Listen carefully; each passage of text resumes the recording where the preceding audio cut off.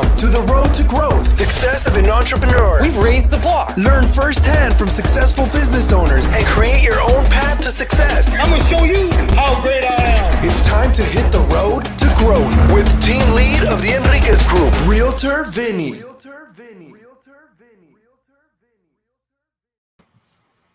Hi, everyone. Thank you for being here. Thank you for being a part of the Road to Growth podcast and YouTube channel. We're doing it live these days with COVID going on. I'm lucky to have Allison Graham.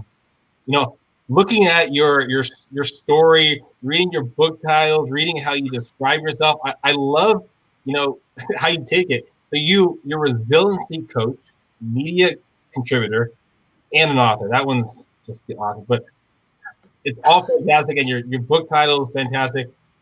Tell us, everyone, who you are.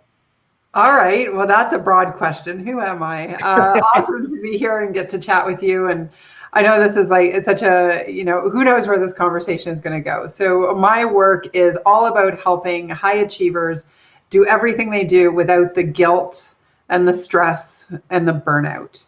And, so often I'm talking to people, especially in this time of COVID, where they're like, yeah, I just feel like I'm never, ever, ever getting caught up.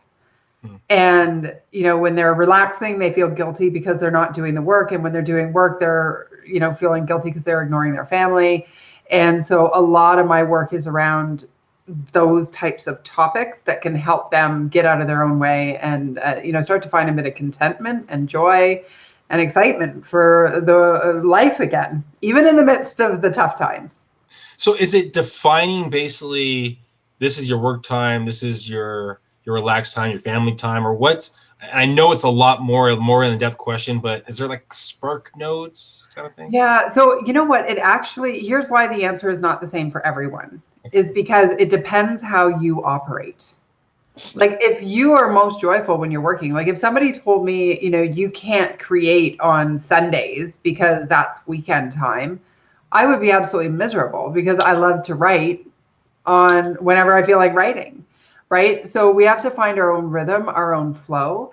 And I think there are a few things we can go in many, many directions. Can you believe I still have a landline in this time, in this day and age? And it's actually rings probably 4 times a year. And so we'll just ignore that. Sorry about that. Where's it going? It's oh my gosh. Only 4 times a year? You sure someone's not cold calling? Because that's what I was doing just a little while before we got on to this interview. I was cold calling, and I'm pretty sure I got on a couple landlines. So okay. Only 4 times, that's good. It could be, well, nobody knows this number. It never really got listed. And you know why I got it is because with media interviews, if something goes wrong, you need to have a second phone line. And I did radio for years. And so you can't be on a national radio show.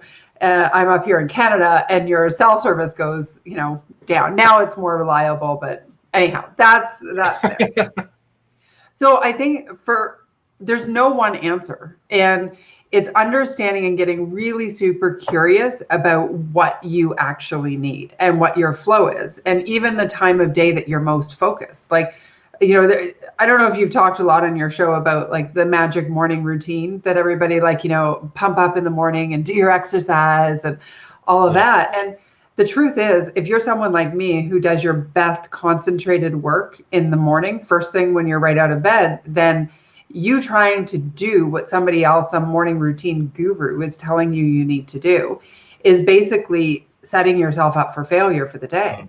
If I do the recommended routine of exercise in the morning, meditate, journal, gratitude, set your intention, do your organization, I'm not getting to work till 11 o'clock in the morning, right? And my whole day is done. Whereas I would prefer to pop out of bed, get some work done, my big intensity work stuff, and then I'm done working really by 11 or 12, and then I have time in the afternoon to do what I need to do, right? Yeah. So I mean, obviously, some days I work really long hours, some days I work short hours, but it's what do you need, and let's design a life that will work for you, not somebody else who tells you should. I always look at it your big rocks. I mean, what are your big rocks for the day? If your day finished at that time, would you be happy with what you accomplished? And it's not as much, but at least something. So I totally agree with that. 100%. You know, when part of my story is I had surgery that went wrong. I ended up with neuropathic pain, and I'll save you the drama, the in between. But I remember I was sitting in the hospital with my neurologist, and I was just like, Vinny, like, do you know what an ugly cry looks like? You ever had anybody ugly cry in front of you? And then you like add on this high pitched squeal. And that was me for like an hour, like yelling at this neurologist saying, you have to fix me. I can't handle it anymore. I can't do this anymore. I'm in so much pain. I just like, it was like a knife twisting into my body, and it had been years. And he basically told me, Allison, you are never going to work full time again. You're never going to be off medication. And you need to reevaluate your expectations for your life. And he told me to go on disability. And I was like, I don't know if you've met me, but that's not going to work, right? Like, I still had big dreams. I still wanted to do these things. But what happened was I only had 2 to 5 hours of functionality a day for about 6 years. And I was more productive then than some days I am now that I'm able-bodied again and working like full-time, like just normal. So I really believe, you know, in the, I think it's, what's it called? The Pareto principle, or Plato, I don't know how to say it. It's that principle that says the time it takes to do a task will expand to the amount of time we have to do it. And so a lot of times, you know, we're getting so caught up in all the work, and we're not like looking at like, am I doing this efficiently enough? Like, is the way I'm doing it the right way to do it? Should I even be doing it? Like sometimes, you know, we're doing, or am I totally distracted? Like multitasking and not, like there's so many things that we can do to take what we're already doing and make it less stressful. It's funny, and it's the small things too that you start realizing is taking up your time. Like one of my colleagues, their coach was telling them, how many times do you check your actual physical mail on a daily basis? That should be about the same time you're checking your email on a daily basis. And I was like, wow, that is aggressive. That is aggressive. I had to think for a second, like, oh shoot, have I looked at my mailbox lately? I might have something out there. I don't know. Yeah, you know, but it's such a habit. And what I'm noticing, like, you know, emotionally, if people are buzzy, right, emotionally, or they're scared and worried about this and worried about that, and they get a lull for a moment. So maybe you're in the car, or you just like don't have a task on you right now. What ends up happening is we don't like to feel the bad emotions. And so, you know, it's the gotta go technique, right? Like, I don't like how I feel over here, so I gotta go over there. And so we're constantly like, and I notice it like grabbing for the phone when we're feeling uncomfortable about something, or we're embarrassed, or we're scared, or we're, you know, feeling any of those negative emotions, picking up the phone to call a friend or to distract myself. And it's like, no, we've got to get curious. We've got to notice, wait, I don't want to feel that. So now I'm distracting myself. No, I'm going to actually sit with it. Right. And feel the uncomfortable. We need to feel the uncomfortable though, so we can process it and it doesn't get stuck in our body and cause, you know, issues like, you know, stressful related diseases that they're, yeah. Oh, and those moments are what allow you to grow too. And like, you can kind of work through them. I mean, so you've already talked about that one incident. We'll get back to that. But let's jump before that. Where did you grow up? Oh, I'm Canadian, so I grew up in a little village called Erie Beach, down by, so if you imagine Detroit and Toronto, I'm a little closer to Detroit than Toronto, like halfway in between. So what's your childhood look like? Oh, I was very blessed.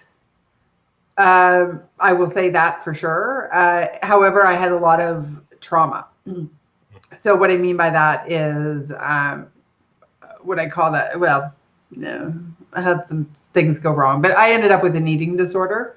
Okay. All the way through high school and into university. I ended up leaving university and had some different assaults and things that had happened as well. And so really often for the person who was, big smile on my face, big, whatever, I had such a low self-esteem. And I hated myself. Like, I went through a decade of hell, which was what, led to one of my books and why I teach resilience. And, at one point I had to look and go, oh, like you're beating yourself up at such a level of intensity. Like every time you walk by a mirror, oh, I'm fat. Oh, I'm ugly. Oh, I'm this, I'm that, I don't even like saying out because it just doesn't even feel good. Right. Like, and it was like, you're beating yourself up every day with the thoughts you're saying about yourself to yourself. Like, I'm such an idiot. I'm so lazy, da, da, da, da, da. That like, no wonder the universe was just playing along.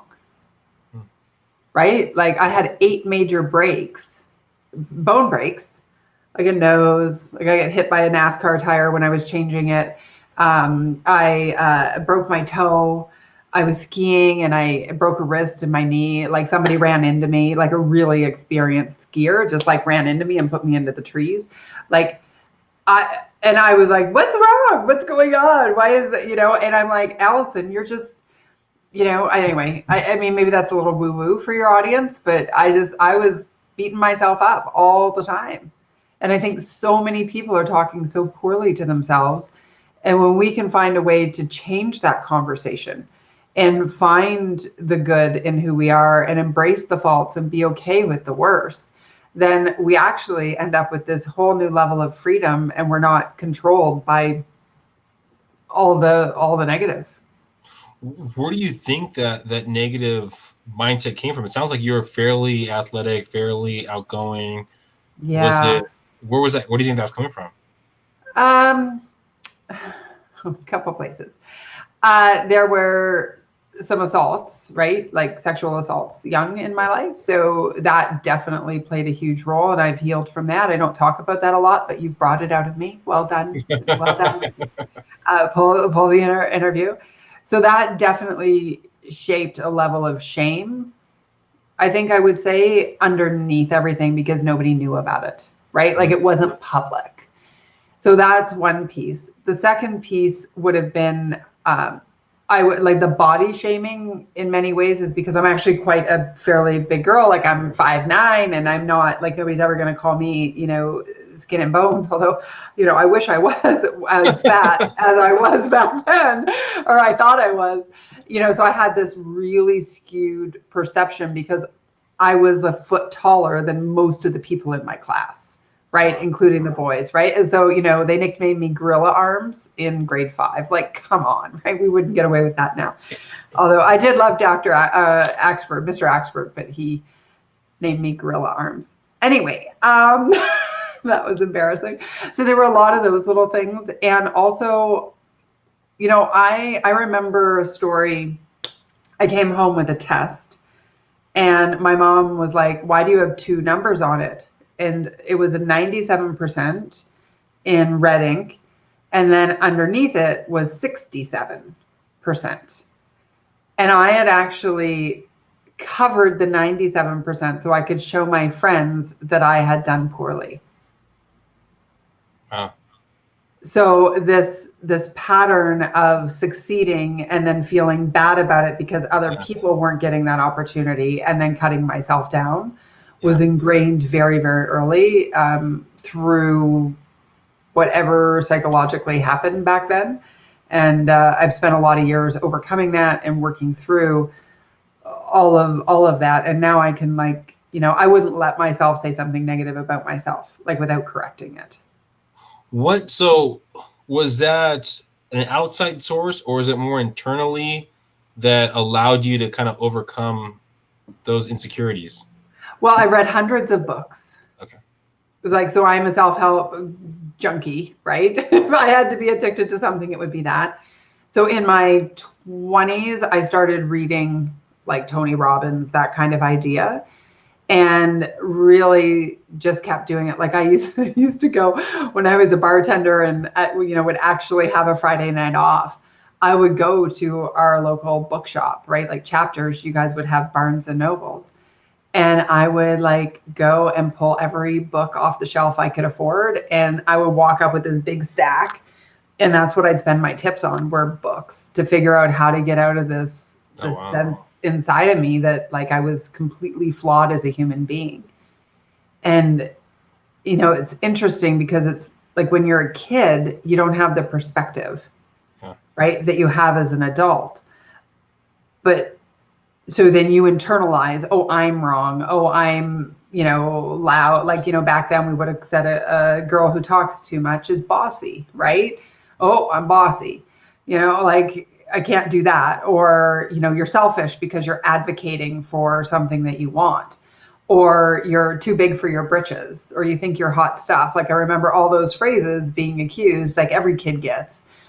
But you don't have any perspective to be like, that doesn't actually create your identity, right? Like that's not actually who you are. That's just a thing somebody has planted as a thought in your thing, in your mind. Then we grow, and if we haven't figured out how to release the identity that we shaped our lives earlier in our lives, then, you know, you get to 20, 30 into your 40s, and that 5-year-old kid is still determining your self-worth. Yeah. Right? And that's luck of the draw, what happens when you're 5. Yeah. Well, I mean, going through that structure you're talking about, it, from at least my experience in talking to people, there's usually like a low point that where they're actually able to self-realize, or someone else brings it to their attention. Was there a moment that kind of pushed you into the idea that, hey, I need help. I need to get these books. Was there a moment that something like that happened? Oh, yeah, many moments. Okay. I actually think like many, many, many moments. So for sure, the next level, like the next incarnation of like when I had to, you know, be inspired to figure out myself was when I was sitting in that doctor's, like with the neurologist, and, you know, screaming, and he's like, gonna go on disability. I'm like, no way. And he said, well, then you need to learn how to be resilient. And I was like, oh, I don't know what that means, but I'm in. And I like, it just gave me enough hope that then I went searching for that answer. But I'm going to think like there was a time when I was younger in my life, like I left school, I had been assaulted again, right? Left university, and I was like, my eating disorder was a low point. So I was quite sick. Like, you know, you can go through all these different times in your life, and each one of them gives you a different jumping off point, right? To go and find. I ended up, like, I mean, gosh, it sounds like I've really had a lot of issues, but you know, we all have. Like, and I think, and here's why I have no problem telling people about my stories and my failures, is because I believe we all have them, and most of us are hiding behind them. Yeah. Yeah. I mean, I think there's some people that go, woe is me, and they use them. And then other people say, you know what, this is just a stepping off point. I'm going to the next level. What do you think stopped you from listening to the doctor and saying, okay, well, this is what you tell me. That's who I'm going to be. Oh yeah. What do I think it was? I was scared. I was like, oh my gosh, really? Like, I didn't know that the pain wasn't going to go away. Yeah. Like I was on a mission, like everything was adrenaline, trying to figure out how do I get this knife from out of my body. Yeah. And like, you know, feeling like that twisting of a knife. And so I couldn't do it. Like I couldn't break my spirit because I always had big vision. Like, you know, in university, before I left, I'd go out to the bars, you know, we'd have fun, right? And, you know, I'd be talking to a guy and he's like, oh, what are you studying? And what are you going to do? And I like talk about buzzkill. I was like, so I'm going to get an MBA with a Bachelor of Law, and then I'm going to be the first female prime minister of Canada. And that usually probably tanked the conversations. So, you know, I had these big aspirations, and it was really funny because it was this, I could see the big, right? Like I could see the big stage. I could see I'm going to accomplish these things. I'm going to be a multimillionaire. Like I could see all that. I couldn't see how am I going to get today and not be self-loathing. Yeah. Like, and that, like, it's just interesting, right? So I had this big vision and I was like, I'm not going to give up on that. But I remember I went through a series. So after school, I went through a series of like bartender jobs, waitress jobs, receptionist. I sold cars, sold makeup, did network marketing. Like I was just desperately trying to find an answer of something more. And and then I ended up in the media, and I ended up like I did a lot of really cool things, politics, media, etc. once I learned how to network. So now talking about that, I mean, and then we're kind of just going through the path right here, right? So learning how to network, what does that entail? What does that mean to you? Oh, yeah. Well, it meant talking myself into opportunity instead of talking myself out. That was a big deal. So I would hold my breath. My very first event, I'd quit my job after 9/11. It was like September 28th or something like that week. And my dad was very ticked off at me. He was like not happy. He's like, so your job is to get a job. And I said, well, okay, how do I do that? And he said, you've got to go and network. And I didn't know, like I was still a bartender at that point. Actually, I was an executive assistant, and bartending at night. And so anyway, I quit my executive assistant position. And he's like, well, you can call this person. Her name was Erin, and still is Erin, one of my dad's best friend's wives. And she did a lot of like political fundraising, a lot of events, etc. And like, do you remember back in the day when we actually like had phones, like a real phone, and you had to push the numbers? Like I dialed her number like 5 times before I'd push the last number. That's how nervous I was, right? It's so embarrassing now. Anyway, I just called her. She said, sure, you can come to this event we're doing on Saturday morning, and I'll have you like help me out and host, and you can meet people. I was so nervous. I called my mom and dad on the Friday night, and I'm like, I'm not going. And they're like, you're going. And I'm like, well, if I'm going, you're going. So come on to London. So they literally drove to the city to take me to this event because I was so scared. Oh my gosh. And that morning changed my life. What happened? I met people who just believed in me. Actually, you know what? They didn't believe in me. They thought I was a nice person at an event. And like any good networker, they said things like, oh, well, you should send me your resume if you're looking for a job. And, oh, give me a call next week. And they give me your business card. And so come the next week, I was so naive. I didn't realize that they weren't actually waiting for my call. So I called them all. I followed up with everybody. And because I did that, I created relationships with, people who had gone on to become significant members in the federal and provincial government, people who, were donors when I went into fundraising and raised millions of dollars for charity, people who, like my best friend in the world I met that morning. Like it was just so much happened because I stepped out of the comfort zone and actually showed up. So this is something that I'm always working on. It's so funny because I have a podcast and I'm constantly talking to people, but networking is something that I'm constantly, working on, right? Because you don't want to be salesy, but you want to kind of grow. For people listening right there, what's the best way of like the follow-up, to stay in contact with that person, to grow that connection? What did you do?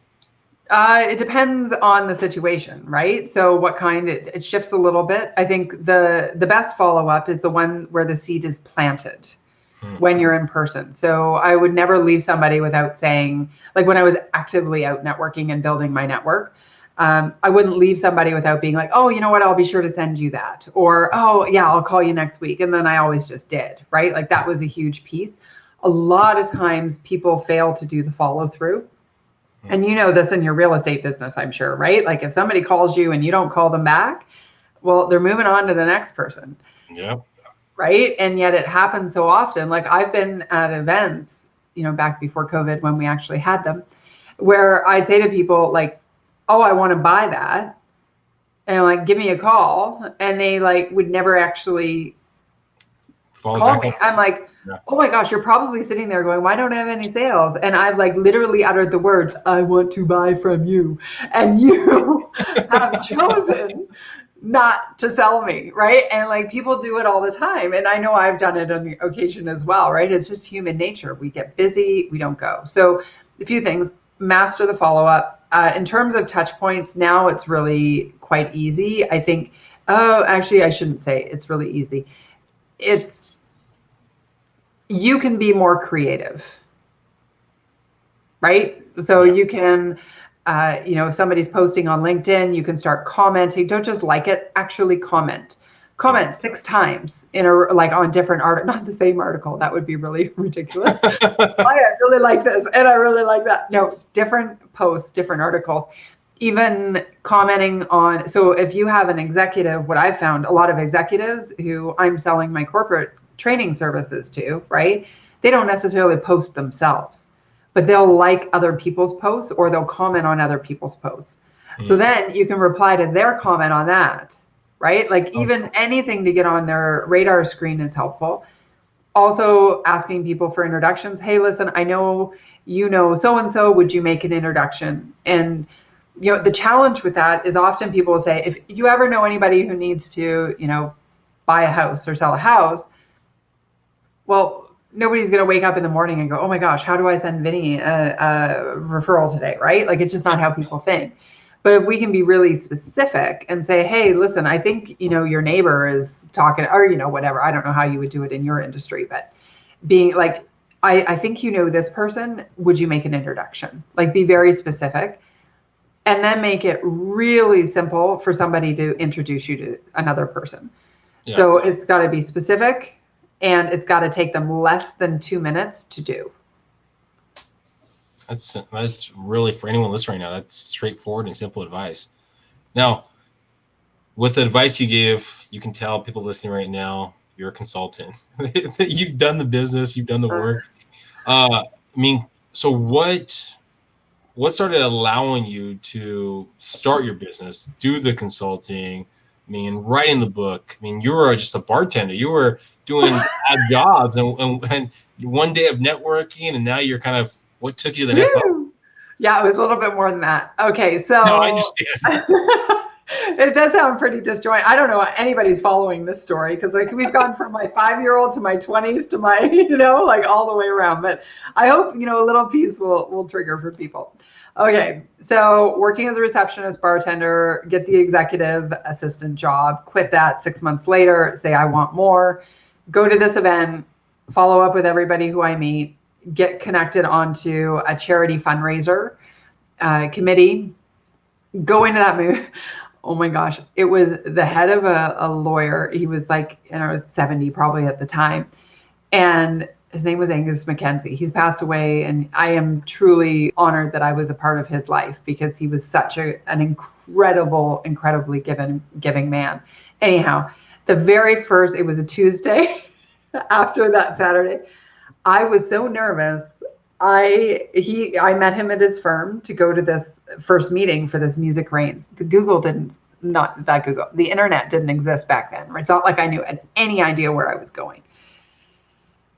I didn't even talk to him the whole time. I just sat in his car and we listened to classical music for the longest 15-minute drive of my entire life. Anyway, I digress. So went from there, started to get to know people, ended up raising money for the Salvation Army, created some pretty cool events to help do that. And then as part of their, they have a huge fundraising machine, I was responsible for the local.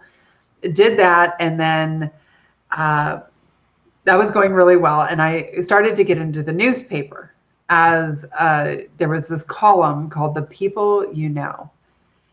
And it was the About Town column. It was all about, what the charity things were happening, who was there, who was the who's who. And I was running an event, and I'd arranged with the columnist to cover our event. And I heard she was quitting. She's leaving. She's resigning from the column. So I call up the sports editor, who is a buddy of mine, and I'm like, David, is this true? Is she leaving the column? Like, is Carol actually not going to do this anymore? And he said, yeah, why? What, do you want to take it over? And I'm like, no. I just need coverage for our event. And he's like, oh, don't worry. We'll get you sorted. All good. Next thing you know, I go into my boss's office. I'm like, so yeah, no, we're going to get coverage. He said, what do you want to take it over? And she looks at me and said, aren't you the girl who told me you were always going to talk yourself into opportunity and not talk yourself out? And I'm like, oh. And she's like, is that an opportunity? I said, yeah. I went back into my room, called him up. I said, actually, yeah, I do. He's like, want to do what? And I'm like, take over the column. And he's laughed. He said, okay, well, you've got the personality for it. At this point, I'm going to networking events. You know, this is just what I do, right, for my work. And he said, but can you write? And I'm like, of course I could write. I've just written an email. I had no idea if I could write. Anyway, I ended up getting that column. I wrote 5 mock columns, sent it to the editor-in-chief. And so then that was my first foray into media as a columnist. I did that for 7.5 years in different capacities. And then reputation just grew, and I got involved politically. I started getting job offers. People would say, hey, why don't you come and open doors for us? And I'm like, no. What if I could teach your team how to do what I did and they could figure out how to network? And I'm like, would you pay me for that? And apparently, yes, they would. So that was how my business started. And then I became a trainer. This is the question that I love, and I'm curious where you get it, because I've got a couple different ones. How did you learn your value of what to charge? I'm still struggling with that. I don't know. Fair enough. You know, like I was coaching somebody today on this, and the whole time I told her this too, so I can say it here. I'm thinking, Allie, listen to your own advice. You know? So how do you know what you can charge? My joke back then was you can charge whatever you can say without laughing and turning bright red. Right? Noted. Yeah. So my very first time when I was doing workshops, and I was actually going to charge $2,500. I thought that was great. You know, workshop, great. And I was out for lunch networking, and I looked at the guy, he goes, this sounds wonderful. How much would that cost? And I said, $2,500. I turned bright red, burst out laughing, didn't get the job. Next day, walked into the regional vice president's office for one of the investment firms. And he said, how much is that going to cost for you? And I said, $2,500. And he said, whoa, for an hour? And I'm like, yep. And he said, okay, that's a lot. And I said, well, let's do the math. And so I had practiced, right? I was ready for this. I said, do the math. I'm like, if every person in that room met one new client this year for what I teach them, out of what I teach them in that hour, how much is that worth to your firm? And we did the math. He said, oh, probably $4 million. And I said, all right, well, how's $2,500? He goes, yep, let's do it next week.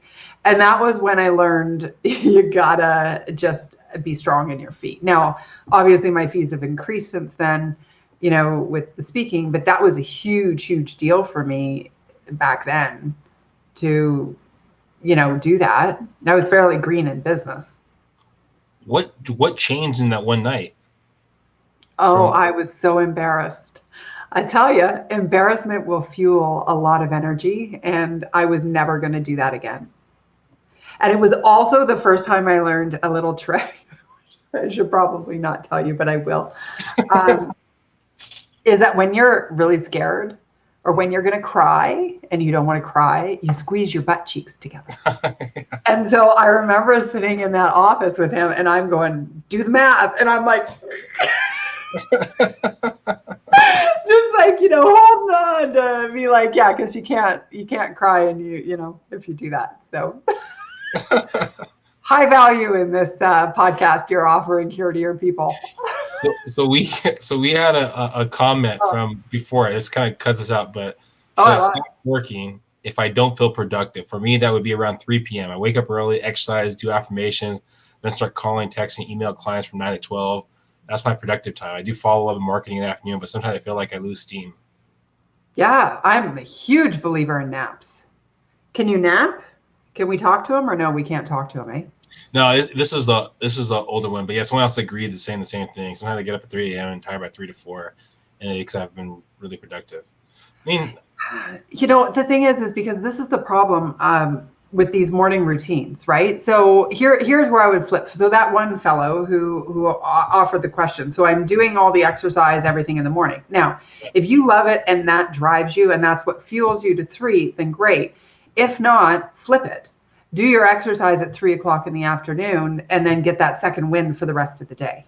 Yeah. Right? Like do all your productive work, because that quiet time in the morning, that's like, unless his 9 to 12 is his most productive time, then that's fine.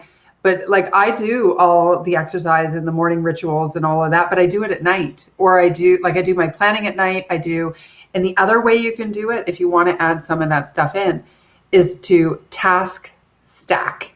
So like I'll do gratitude, but I do it as I'm, pushing the one snooze round, right? I like hear my alarm and I'm like, okay. And then I kind of live in the haze of, oh my gosh, I'm so excited about today. What a beautiful day, excited, like all of that prep work. And then when you're in the shower, same thing, right? Use your shower for your meditation. Like find ways to task stack so that you can shorten that time, get into the work. And by 3 o'clock in the afternoon, absolutely take a break, do a run around the block. You've got to do that, especially if the pattern is that you're slipping. Yeah. Right? Because if the pattern is you're slipping, then why are we fighting against the grain? Because your work level, like your successful output, will be diminished. Yeah. All right. Well, hopefully that helped out, Brad. Now, okay, we're going to get one piece of advice now for that 18-year-old woman that was shy, that was saying all the negative content about herself. What kind of advice would you give to her? Oh, many. But it would be around the perspective. It would be around, you're not that flawed a human being. You're just a human being.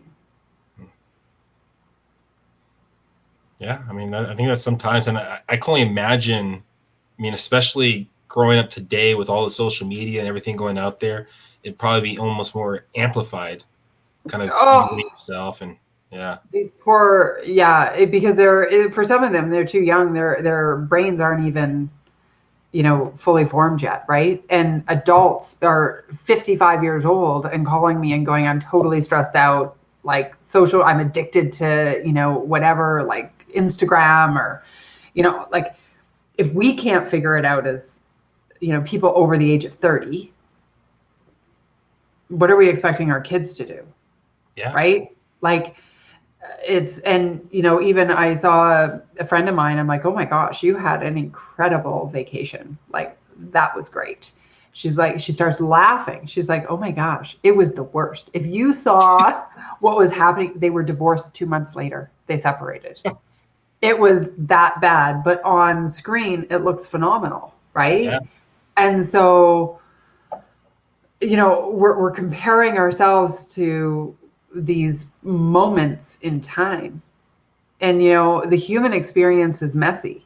We need the high end, like we need the joy, we need the good, and we can only understand that and feel happiness in direct relation to our ability to feel sadness.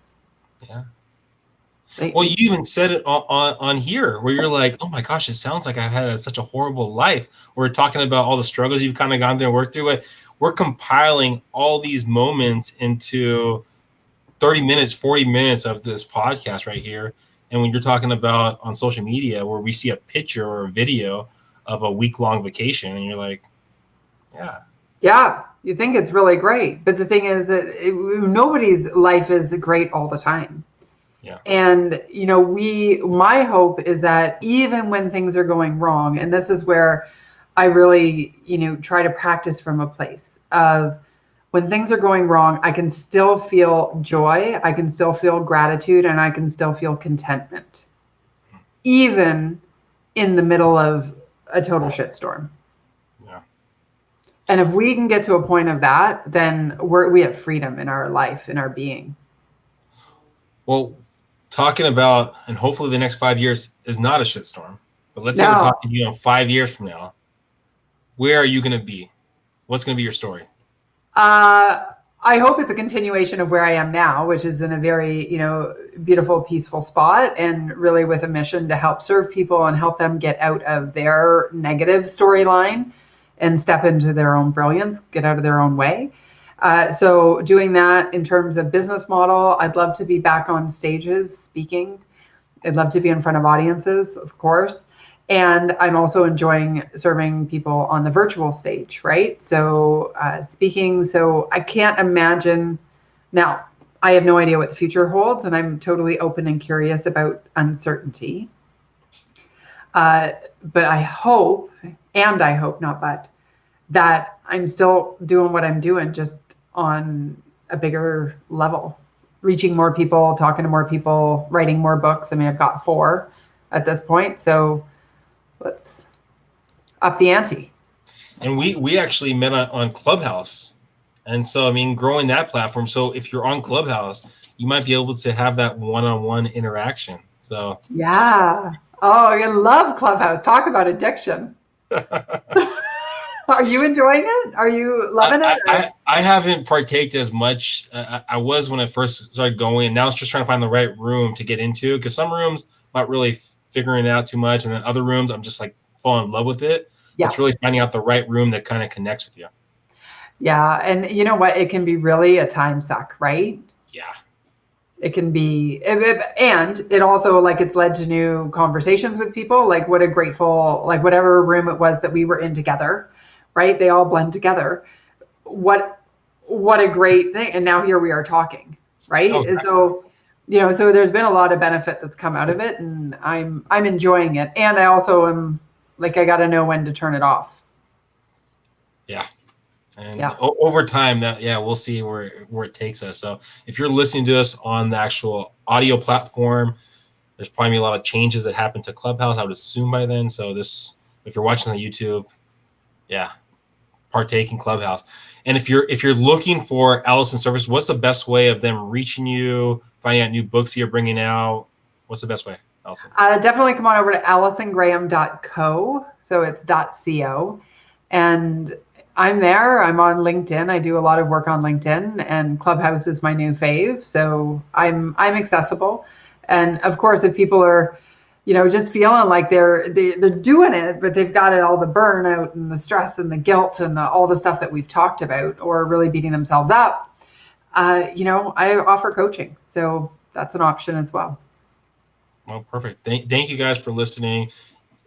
If you're going through something, going through anything, I mean, grab one of Allison's books. Maybe reach out to her if you need that one-on-one platform. I mean, it's been a pleasure to have you on here, Allison. Thank you. I love it. I mean, I just feel like I probably could have done a little bit more logically, right? No, it was good. I think it allowed us kind of to hear your story, to understand, because, I mean, I think where you came from, the idea of having those insecurities, having those fears, and everything you're telling us, I mean, myself and the listeners, right? These insecurities you have. You're talking about, oh, I hurt myself at this NASCAR thing. Oh, I was skiing down here. And so you're doing all these fun activity, all these things that people probably wish they could do, and you're saying them that you have these insecurities. So it's like, I'm assuming a lot of people listening were in the same boat or are in the same boat. Yet to see your positivity and kind of where you came and how you were able to kind of learn from the items that you went through, I think it's fairly powerful. So I think we went the right way. Awesome. Good. Well, thanks for having me on, and thanks for the work you're doing and bringing these stories to light. I think it's very important. I appreciate it. And guys, if you have any real estate questions, I know I don't like to bring this up on the podcast, but if you have any real estate questions, please take a look at our website or reach out, thenricasgroup.com. Please subscribe, please share, and of course,